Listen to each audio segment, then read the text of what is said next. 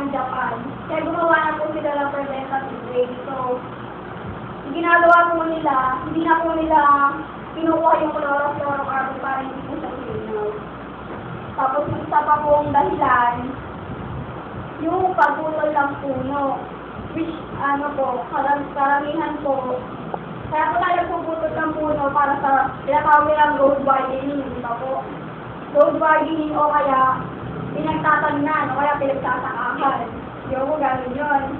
Eh, pag pinagtakahan po natin yan, susunugin pa po yan. So, carbon dioxide na naman po ulit. Sa ozone layer na naman po siya. Tapos, yung mga pabrika na nagbubuga ng maraming carbon monoxide. Oo, napakarami. Ito yung mga pamatay ng insekto. Kung titignan mo po, small amount lang po yung nabibigay niya, pero malaki po yung naiaambat niya. Kasi yung mga pabrika po, napakarami lang.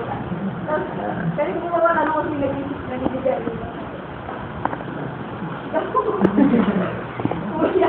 Kuya ako, titignan mo yung yung panigal mo, di ba kung sinutok lang nagpuproduce na. Pero, yung major po, lahat na aking nakakilala yung major po. Kasi po siya ng pag-produce after. Papablata na si Ami.